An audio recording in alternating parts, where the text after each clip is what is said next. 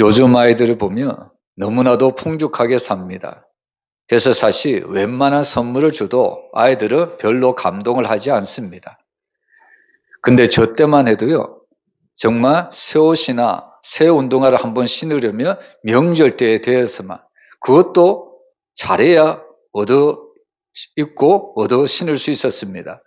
왜냐하면 저 위에 누님이 한 분 계시고 형님이 두 분 계시거든요. 주로 형님들에게 새 옷을 주지 저에게까지는 새 옷이 오지 않습니다. 형님들이 입던 옷을 그냥 물려 입을 때가 너무 많습니다. 저 때와 요즘 아이들 시대를 보면 요즘 아이들은 너무나도 풍족하게 살아가는 것 같습니다. 우리는 이것을 은혜라고 이야기할 수도 있지만 그러나 사실 이것은 세상이 줄 수 있는 것들은 참된 은혜가 아닙니다. 그래서 은혜는 우리가 누구에게만 붙일 수 있냐면 하나님께서 우리에게 주시는 것들에 대해서 우리는 은혜라고 붙일 수가 있습니다. 물론 하나님은 우리가 살아갈 때 일용할 양식을 주시기도 합니다. 우리가 필요한 것들도 주시죠. 근데 진짜 은혜는 사람으로서는 도무지 줄 수 없는 것을 하나님이 우리에게 주시는 것, 우리는 그것을 진짜 은혜라고 이야기합니다. 그래서 오늘 우리는 말씀을 통해서 첫 번째로 무엇을 봐야 되냐면 여러분, 복음은 바로 제사함의 은혜라는 사실입니다. 여러분, 제사함은 누구도 해결해 줄 수가 없습니다. 오직 하나님만이 그의 아들 독생자 예수 그리스도를 통해서 우리를 용서해 주실 수 있습니다. 우리가 11절에 보면 예수님이 우리를 위해서 준비하신 것이 있는데요, 바로 더 크고 온전한 장막을 바로 준비하고 계시다고 이야기합니다. 이 말씀을 한마디로 이야기하면 예수님은 천국을 우리에게 예배해 주신다는 말씀입니다.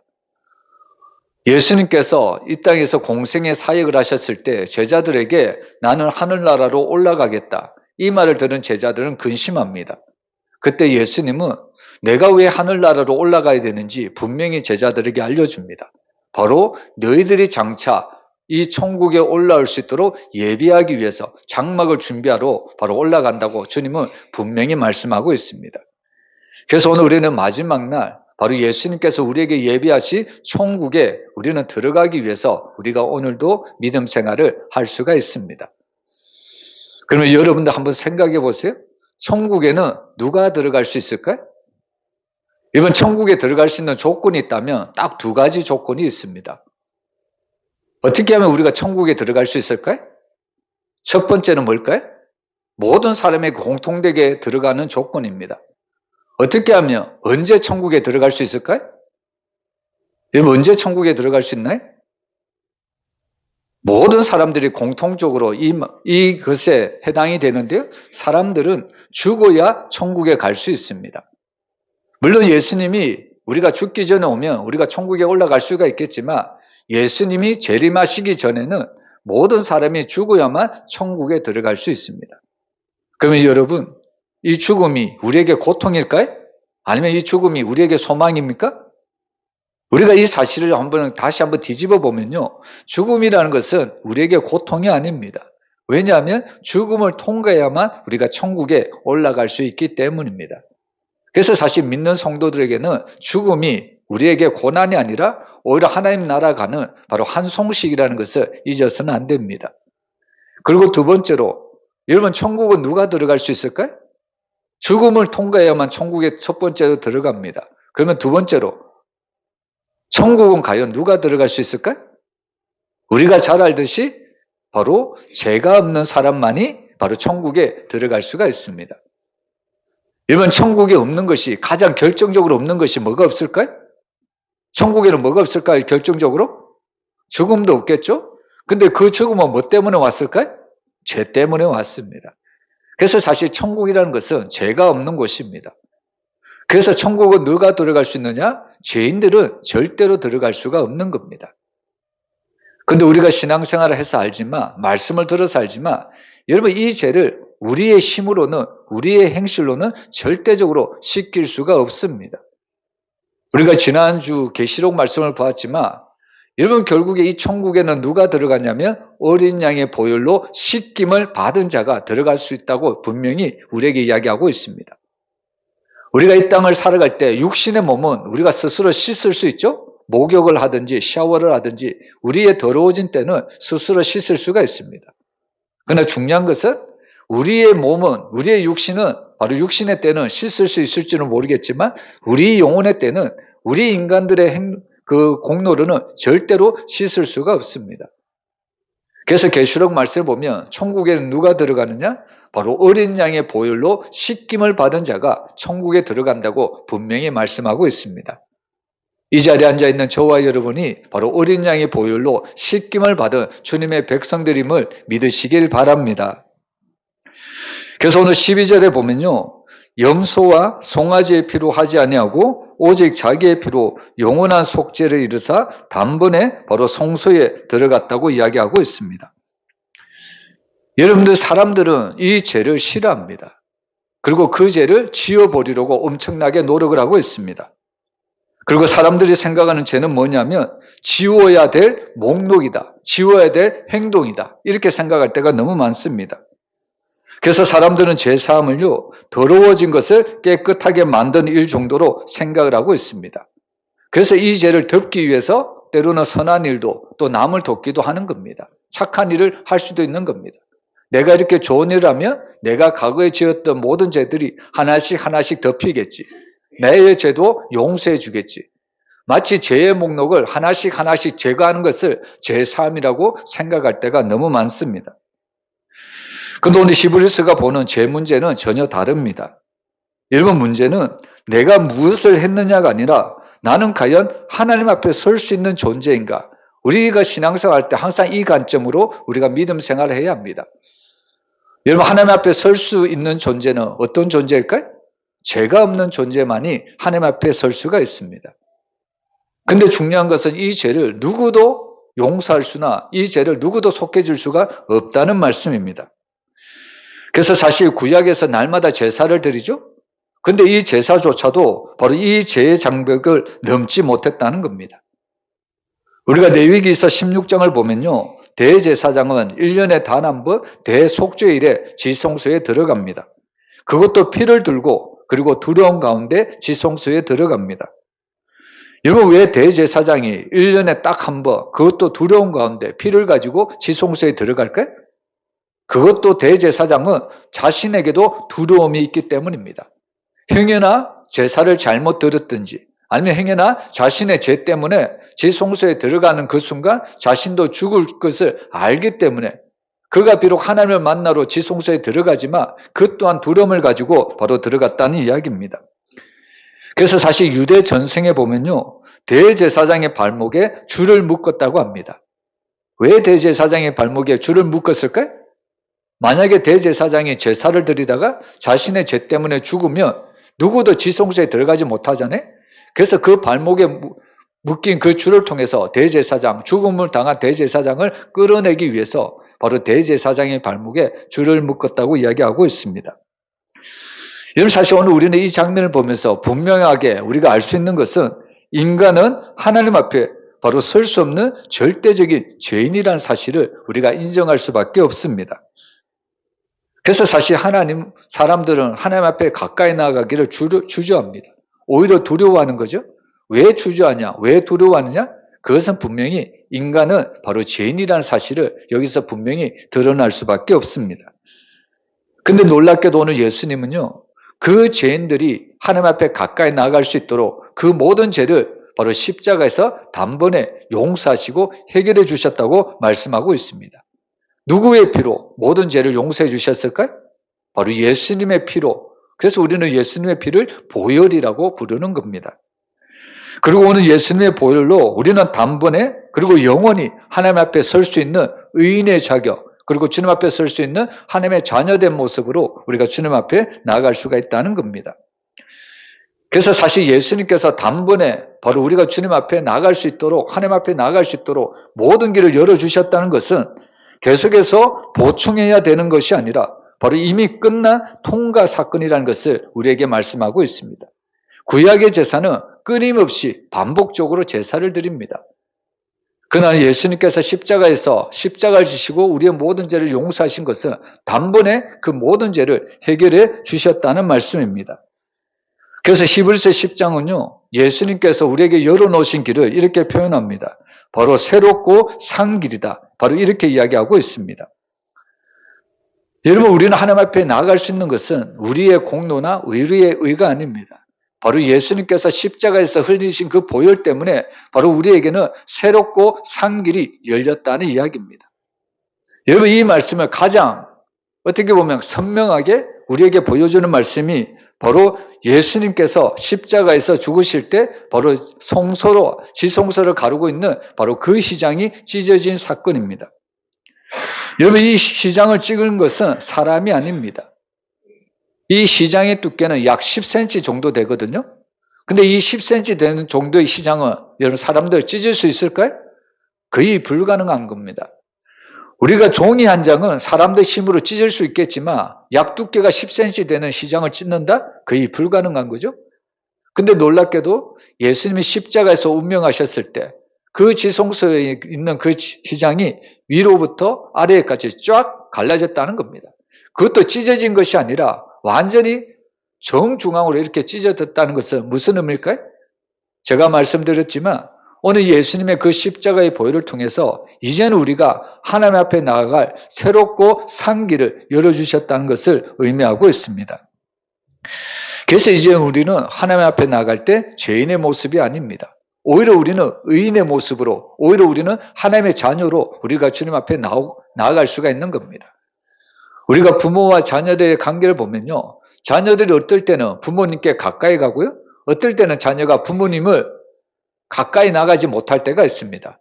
어떨 때 자녀들이 가까이 가고 어떨 때 자녀들이 부모님께 가까이 나가지 못할까요? 단순한 거죠. 자녀들이 자기가 잘못했다는 것을 알 때, 부모님이 혼낼 것을 알 때 자녀는 부모님께 가까이 나가는 것이 아니라 부모님이 두려워서 가까이 나가지 못한다는 겁니다. 근데 부모님이 어떻게 보면 나의 모든 실수를 용서하고 나의 모든 실수를 덮어준다는 것을 안다면 그 자녀는 그때서야만 바로 쭈삣쭈삣 하면서도 부모님께 가까이 나가는 것을 볼 수 있는 겁니다. 마찬가지로 우리가 주님 앞에, 하나님 앞에 나아갈 수 있는 것은 이제는 더 이상 우리가 죄인의 모습이 아니라 예수 그리스도께서 그 십자가에서 흘리신 보혈 때문에 우리는 의인으로서, 우리는 하나님의 자녀로서 이제는 담대히 바로 주님 앞에 나아갈 수가 있다는 말씀입니다. 그래서 복음이라는 것은요, 우리에게 죄사함을 얻게 하는 하나님의 능력의 말씀입니다. 여러분, 복음이라는 것은 죄를 덜 짓는 삶을 우리에게 이야기하는 것이 아닙니다. 여러분, 복음은 하나님 앞에 이제 죄인된 우리가 바로 의인의 모습으로 변화되어 하나님 앞에 설 수 있는 존재가 되었다는 것이 복음의 기쁜 소식입니다. 그래서 오늘 예수님은 우리 앞서서 이미 그 길을 걸어가셨다고 이야기하고 있습니다. 여러분, 예수님이 이미 우리 앞서서 걸어가셨다면 우리 또한 예수님을 통해서 그 길을 걸어갈 수가 있습니다. 여러분, 사람들이 길을 갈 때 어떻게 보면 길이 없는 곳에서, 어떻게 보면 등산할 때 길이 없는 곳에서 올라갈 때 제일 힘든 것은 어디가 길인지 모를 때입니다. 그럴 때 산을 잘 아는 사람이 앞장서서 그 길을 걸어간다면 우리는 그 길을 따라가기만 하면 산 정상으로 올라가든지 아니면 산 아래에 무사히 내려올 수가 있는 겁니다. 이번에 초등학교 그 학생 한 명이 부모님과 함께 산에 있는 어떤 절에 갔다가 갑자기 저 산 정상에 잠시 갔다 오겠다고 어머니께 얘기하고 갔다 온 적이 있습니다. 근데 문제는 갔다 와야 되는데 아이가 안 돌아오는 겁니다. 결국에 안타깝지만 죽음으로 그렇게 사건이 종결된 것을 뉴스를 통해 본 적이 있습니다. 여러분, 만약 그 아이가 길을 알았다면 죽을 이유가 있을까요? 우리 인생의 길이 그렇습니다. 육신의 길뿐만 아니라 사실 우리가 걸어가는 모든 인생의 길은 누구도 걸어보지 못한 길입니다. 그래서 우리가 걸어보지 못한 길을 뭐라고 표현하냐면 미지의 길이라고 이야기를 하는 겁니다. 부모님도 자녀들에게 이 길을 걸어야 된다, 이렇게 이야기하는 것은요, 부모님도 그 자신이 걸어온 그 길만을 아는 겁니다. 그래서 자신이 걸어온 그 길을 바로 자녀들에게 이야기하는 겁니다. 근데 사실 부모님도 자신이 걸어온 길은 어떻게 보면 자신이 걸어온 길, 아주 어떻게 보면 좁은 길일 수밖에 없습니다. 수많은 길을 다 다녀본 것이 아니잖아요. 그래서 사실 우리가 걸어가는 모든 인생의 길은 누구도 걸어보지 않은 미지의 길입니다. 근데 오늘 예수님은요, 우리 인생의 길을 우리가 걸어보지도 못한 그 길을 예수님은 이미 동행해 주셨다는 것을 분명히 우리에게 알려주고 있습니다. 그래서 예수님은 내가 곧 길이요 진리요 생명이다, 이 말씀을 하지 않습니까? 오직 하나님께로 가는 길은 예수님을 통해서만 갈 수가 있다는 겁니다. 왜냐하면 예수님의 십자가를 통하여 바로 하나님께 나아가고 본인이 직접 나아갔고요. 그리고 그 길을 우리에게 주어졌기 때문입니다. 그래서 히브리서 4장 16절을 보면요, 이 말씀을 합니다. 우리 한번 같이 읽어보겠습니다. 그러므로 우리는 긍휼하심을 받고 때를 따라 돕는 은혜를 얻기 위하여 은혜의 보좌 앞에 담대히 나아갈 것이니라. 여러분, 우리가 하나님 앞에 나아갈 수 있는 유일한 근거는 오직 예수님이라는 것을 믿으시길 바랍니다. 그래서 오늘 우리가 이 예수님을 믿고 날마다 하나님 앞에, 살아계신 그 하나님 앞에 날마다 가까이 또 즐거이 나가기를 주의 이름으로 축원합니다. 그리고 두 번째로요, 하나님은 외적인 죄를 제거하시는 분이 아니라 우리의 죽은 행실을 드러내시는 분이라고 소개를 합니다. 우리 14절 우리 한번 같이 읽어보겠습니다. 하물며 영원하신 성령으로 말미암아 흠없는 자기를 하나님께 드린 그리스도의 피가 어찌 너희 양심을 죽은 행실에서 깨끗하게 하고 살아계신 하나님을 섬기게 하지 못하겠느냐. 여러분, 사람들은 보통 죄를 뭐라고 이야기할까요? 사람들은 죄를 거짓말, 도둑질, 강도, 살인, 음란 등등 악한 행동을 사람들은 죄라고 이야기하고 있습니다. 그래서 어떻게 보면 신앙생활하는 성도들도 신앙생활은 뭐냐면 바로 나쁜 것을 줄이는 과정이다, 이렇게 생각할 때가 너무 많습니다. 그런데 오늘 이 본문의 말씀을 보면요, 여러분, 신앙생활은 나쁜 행동이 아니라 죽은 상태에서 나온 모든 행동을 바로 예수 그리스도 안에서 해결해야 된다는 것을 우리에게 분명히 알려주고 있습니다. 사실 죽음이라는 것은 도덕적으로 나쁜 상태가 아닙니다. 여러분, 성경적으로 깊은 의미를 보면 여러분, 이 죽음이라는 것은 뭐냐면 하나님과 연결이 끊어진 상태라는 것을 우리에게 분명히 알려주고 있습니다. 여러분, 어머니가 10달 동안 아이를 품고 있죠? 여러분, 그 아이의 생명이 무엇을 통해서 전달될까요? 여러분, 아이의 생명은, 뱃속에 있는 아이의 생명은 엄마의 그 탯줄을 통해서 영양물이 공급되고 생명이 전달되는 것을 볼 수가 있습니다.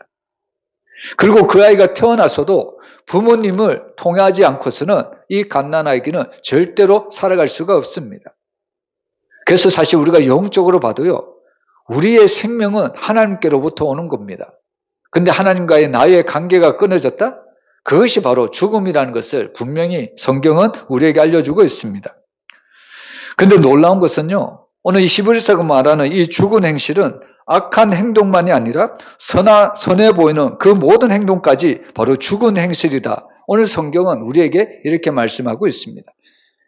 이것이 때로는 우리가 신앙생활할 때 또 말씀이 너무나도 어렵게 다가오는 이유입니다. 여러분, 우리는 흔히 죽은 행실이라면 나쁜 행동만을 생각하지 선한 행동은 생각하지 않습니다. 오히려 선한 행동은 죽은 행동이 아니라 오히려 살아있는 행동으로 우리가 여길 때가 많다는 겁니다. 그런데 오늘 히브리서 말씀을 보면요, 하나님의 관계가 끊어지면요, 본질적으로 악한 행동도 죽은 행동일 뿐만 아니라 하나님의 관계가 끊어지면 자신이 행하는 그 모든 선한 행동도 이미 죽은 행실이라는 것을 우리에게 분명히 알려주고 있습니다. 우리가 흔히 신앙생활할 때 우리가 믿음이 좋으면, 우리가 선하면 우리는 하나님 앞에 더 가까이 갈 수 있다, 우리는 이렇게 생각할 때가 너무 많습니다. 근데 중요한 것은요, 나의 믿음이 크고 작음의 문제가 아닙니다. 이런 성경은 하나님과 연결되지 않으면 아무리 선해도 그것은 이미 하나님과 연결이 끊어진 것이라고 분명히 밝히고 있습니다. 여러분, 이 말씀을 가장 강렬하게 보여주는 사건이 바로 이사야 6장입니다. 우리가 아는 이사야는 선지자죠? 하나님의 말씀을 전하던 사람입니다. 그런데 그렇게 하나님의 말씀을 전하던 선지자가 하나님 앞에 서서 이렇게 이야기합니다. 우리 이사야 6장 5절 우리 한번 같이 읽어보겠습니다. 그때에 내가 말하되 하로다 나여 망하게 되었도다. 나는 입술이 부정한 사람이요 나는 입술이 부정한 백성 중에 거주하면서 만군의 여호와이신 왕을 배웠음이로다 하였더라. 여러분, 우리가 아는 이 이사야는 믿음의 선지자입니다. 근데 그가 하나님 앞에 섰을 때 자신이 하라고 이야기합니다. 이제는 망하게 되었다고 선포하고 있습니다. 왜 그럴까요? 여러분, 이 고백 속에서 이사야가 더 죄인이 되었기 때문에 그가 하루다 나여 망하게 되었도다, 이런 고백을 하는 것이 아닙니다. 지금 이사야가 이런 고백을 할 수밖에 없는 것은 지금까지 자신이 살아있다고 믿었던 모든 것이 사실은 죽어 있다는 것을 깨달았기 때문입니다. 그래서 오늘 히브리서 9장은요, 바로 이 지점을 건드리고 있습니다. 사실 구약에서 드리는 제사는 우리의 겉을 정결하게 만들 수는 있습니다.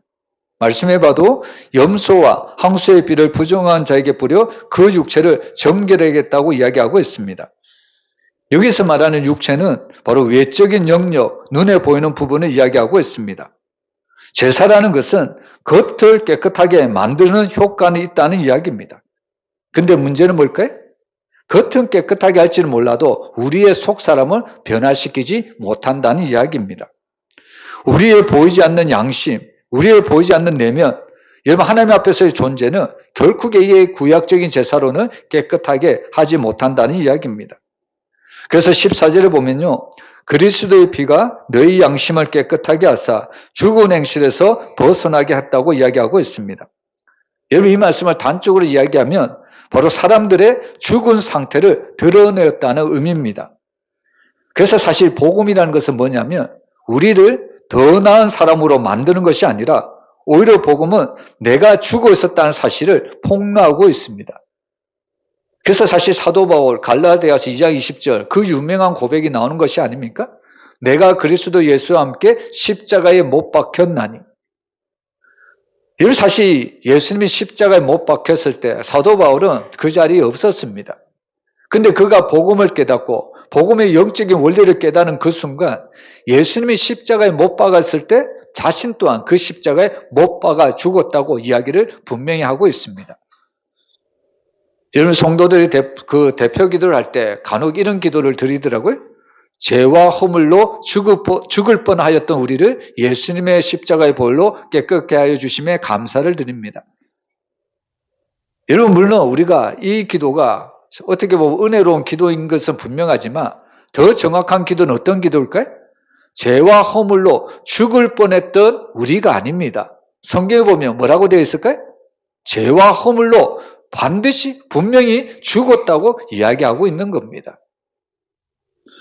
여러분, 실상은 우리가 살아있는 것 같이 보이죠?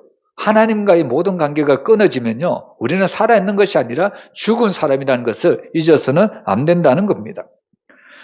누가복음 18장에 나오는 바리새인과 세리의 기도를 보면요, 바리새인들은 이렇게 이야기하죠. 나는 금식하고 나는 11조를 드리고 나는 저 세리들과 다르다고 분명히 이야기하고 있습니다. 겉으로만 보면 바리새인들의 신앙은 완벽하게 보입니다. 근데 예수님이 선언하기를 이 바리새인들은 의롭다 하심을 받지 못했다고 분명히 선언하고 있습니다. 근데 거기에 비해서 세리는 뭐라고 고백을 하냐면 하나님이여 불쌍히 여기소서 나는 죄인입니다. 근데 놀랍게도 오늘 예수님이 이 세리의 고백을 듣고 이 사람이 의롭다 하심을 받고 내려갔다 이렇게 이야기하고 있습니다. 겉으로 보면 바리새인들이 신앙생활을 잘하는 거지 세리들이 신앙생활을 잘하는 것이 아닙니다. 근데 누가 의롭다 하심을 받고 내려갔냐면 바리새인이 아니라 세리가 바로 의롭다 하심을 받고 내려갔다고 예수님은 우리에게 알려주고 있습니다. 여러분, 그 이유가 뭘까요? 여러분, 계속해서 이 바리새인들은 겉은 깨끗한 척 했습니다. 무슨 이야기냐면 바리새인들의 신앙생활은 죽은 행실을 붙잡고 신앙생활을 했다는 이야기입니다. 근데 거기에 비해서 세리는 무엇이라고 고백했을까요? 여러분, 세리의 신앙생활은 자신이 죽은 상태를 이미 인정을 했다는 이야기입니다. 그래서 사실 예수님은 바리새인이 의롭다고 하신 것이 아니라 죽은 상태를 솔직하게 인정하고 나를 궁일히 여겨주시고 나를 불쌍히 여겨달라는 그 세리의 기도를 주님은 들어주셨다는 말씀입니다. 여러분, 오늘 우리는 이 말씀 앞에 정말 도전적으로 이 말씀을 잘 받아들여야 합니다. 때때로 우리의 신앙생활을 보면요, 우리는 죽은 행실을 더 열심히 삼는 것으로 우리가 신앙생활을 할 때가 너무 많습니다. 남에게 인정받기 위해서 신앙생활하고요. 비교 속에서 헌신을 드리고 또 습관처럼 드리는 예배가 있을 수도 있습니다.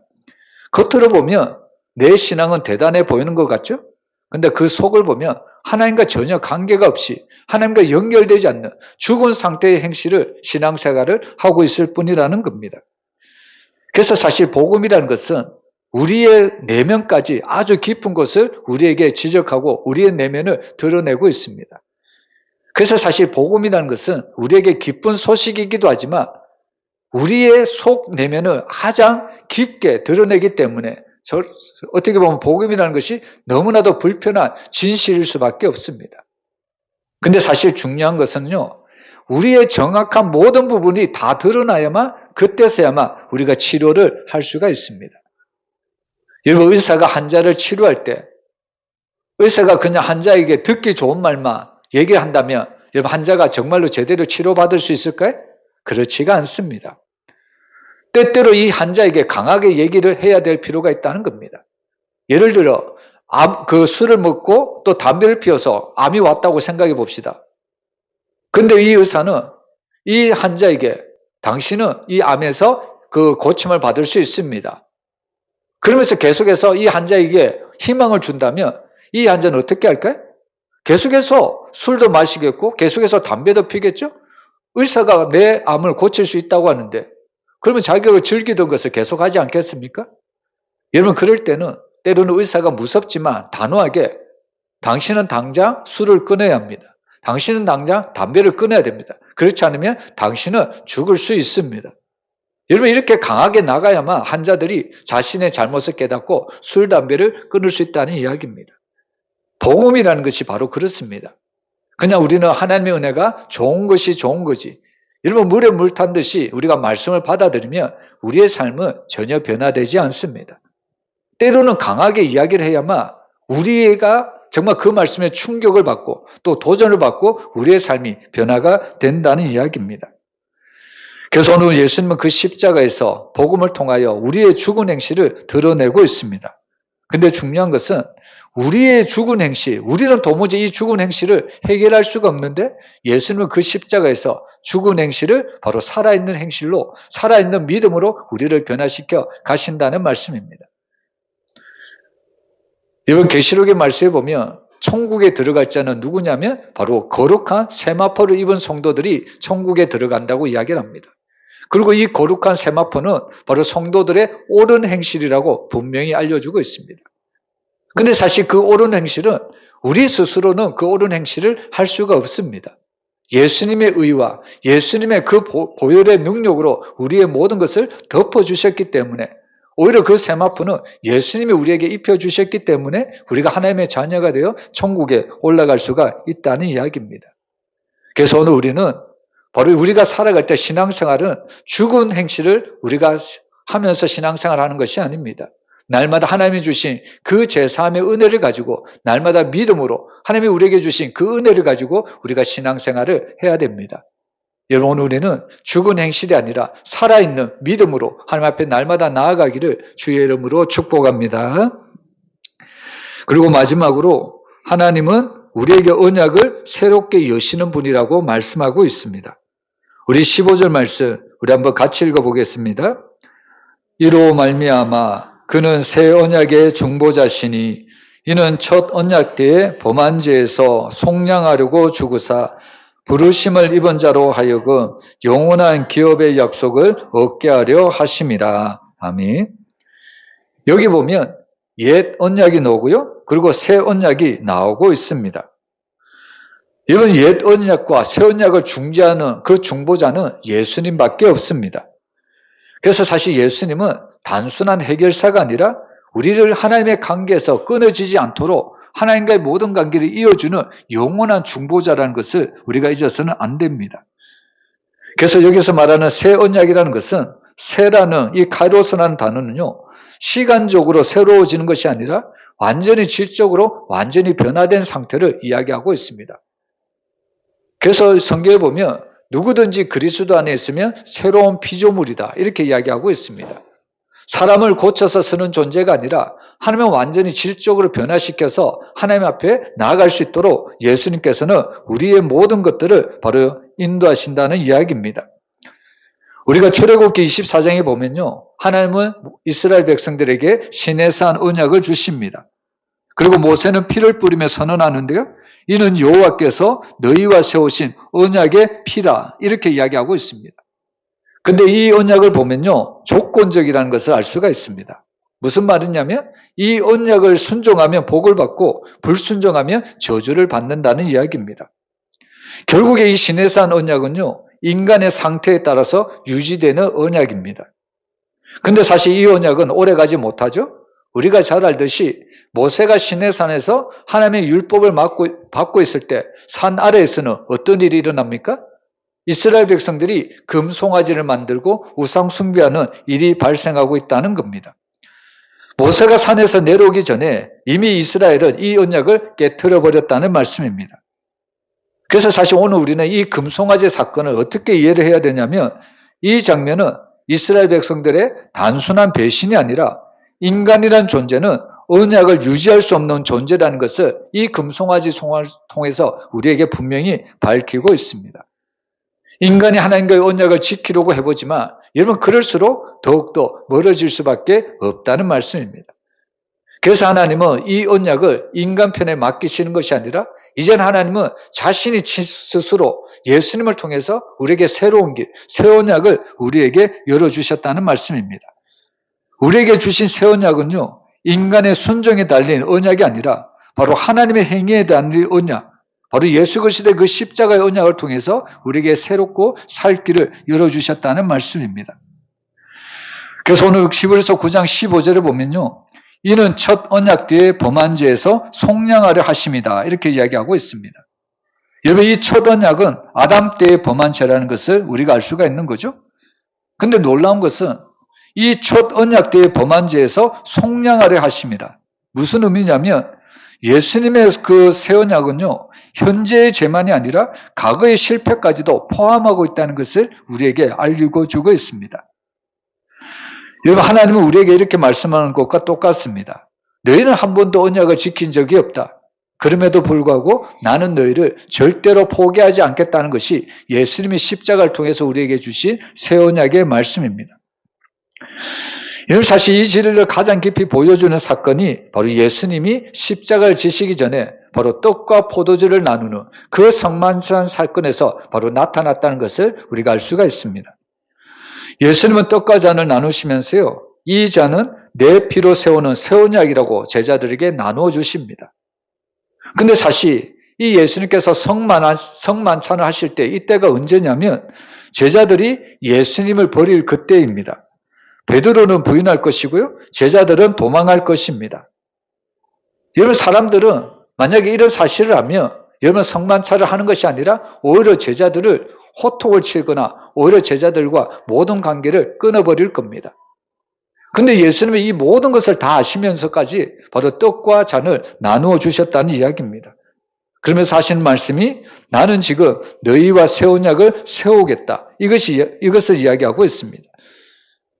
그래서 사실 복음이라는 것은 뭐냐면요, 실패 이후에 관계를 회복하는 것이 아니라 바로 실패를 아시면서도 먼저 관계를 맺어주시는 것이 바로 복음의 진수입니다. 우리는 가끔씩 신앙생활을 할 때 바로 하나님과의 관계를 거래로 이해할 때가 참 많습니다. 기도하면 하나님이 응답을 주실 거야? 내가 하나님의 말씀에 순종하면 하나님이 나에게 복을 주실 거야. 신앙생활을 이처럼 거래로 생각할 때가 너무 많습니다. 그러나 여러분, 하나님은 우리와 절대로 거래하지 않습니다. 거래를 하는 것이 아니라 하나님은 우리와 언약을 맺으신다는 것을 믿으시길 바랍니다. 그래서 사실 신앙이라는 것은요, 우리가 잘하려고 노력하는 데서 그 신앙의 출발점이 있는 것이 아닙니다. 이미 하나님께서 나와 관계를 맺어주신 그 은혜 가운데 우리가 신앙생활의 출발점이 이루어져야 된다는 말씀입니다. 그래서 사실 우리는 하나님의 말씀에 순종하죠. 우리가 순종을 왜 합니까? 순종을 해야만 하나님이 나에게 복을 줄 것이라고 생각하기 때문에 순종합니까? 그렇지 않습니다. 우리는 이미 하나님의 관계 안에 들어갔기 때문에, 이미 하나님이 나에게 구원이라는 은혜를 주어졌기 때문에 우리는 그 구원의 은혜에 감사하면서 자발적으로 순종을 할 수밖에 없다는 이야기입니다. 그래서 오늘 말씀을 보면요, 때때로 우리가 실수하고 넘어지고 또 신앙생활에서 낙심할 때도 있고 무너질 때도 있습니다. 그럴 때 사람들은 나와 하나님의 관계가 멀어졌다, 사람들은 이런 생각을 합니다. 여러분, 결코 그렇지 않습니다. 여러분, 어떠한 순간에도 하나님은 결코 우리를 떠나신 적이 없습니다. 로마서 말씀을 자세히 읽어보세요. 8장 말씀에 보면 그 어떤 곳에서도 하나님과 나와의 사랑에서 끊을 자가 없다고 분명히 우리에게 선포하고 있습니다. 이것이 하나님이 나에 대한 사랑입니다. 여러분, 만약에 하나님의 사랑이 인간적이처럼 조건적인 사랑, 거래적인 사랑이라면 하나님이 예수님을 보내줄 이유가 하나도 없는 거죠. 여러분, 하나님이 예수님을 보내주셨던 그 사건 하나만으로도 하나님이 우리를 끝까지 사랑하시고 우리를 끝까지 붙드시고 결국은 우리를 천국까지 하나님께서 날마다 인도해 주신다는 것을 우리에게 말씀하시는 증거입니다. 여러분, 이 히브리서 말씀을 통해서 하나님이 나를 얼마나 사랑하시는지 우리가 깨달았으면 좋겠습니다. 저는 요즘 어떻게 보면 설교자에게 이런 부담감이 있는데요, 항상 성도들에게 새로운 말씀을 줘야지, 이런 그 부담감이 있습니다. 여러분, 성도들이 매주일 말씀을 듣잖아요. 그리고 신앙생활을 1년이 아니라 정말 오랫동안 신앙생활을 한 성도를 보면요, 말씀에 대한 깊이가 너무나도 깊습니다. 목사님이 하면은 어떤 말씀 하실 거야, 대부분 다 이해를 한다는 겁니다. 그래서 목사님들에게는, 목회자들에게는 성도들에게 말씀을 먹여야 되는데 과거에 했던 말씀을 가지고는 성도들에게는 도무지 안 먹히니까 늘 새로운 것을 파내려고 하는, 어떻게 보면 이 목회자들에게 그런 부담감이 있다는 겁니다. 근데 저는 요즘 드는 생각이 새로운 말씀을 전하는 것이 아니라 하나라도 정확하게 전달을 해야 되겠다, 그런 마음을 저에게 하나님이 주셨습니다. 여러분, 말씀을 듣는 것과 말씀을 아는 것과 그 말씀을 진짜로 깨닫는 것 갖고는 하늘과 땅 차이입니다. 비록 작은 말씀이지만, 적은 말씀이지만 그 말씀을 제대로 깨닫는다면 나의 모든 삶은 변화될 수밖에 없다는 겁니다. 여러분, 우리가 들었던 말씀 다 아는 이야기입니다. 그러나 중요한 것은 그 말씀을 내가 정말로 깨닫고 있는가. 정말 깨닫는 성도들의 삶을 보면요, 변화된 삶을 살아갈 수밖에 없습니다. 억지로의 순종이 아니라 자발적인 순종으로 그 말씀을 지키려고 노력하는 것을 볼 수 있습니다. 이번 한 주간도 하나님이 나에게 주신 그 말씀을 붙잡고 오직 믿음으로 승리하며 살아가기를 주의 이름으로 축원합니다.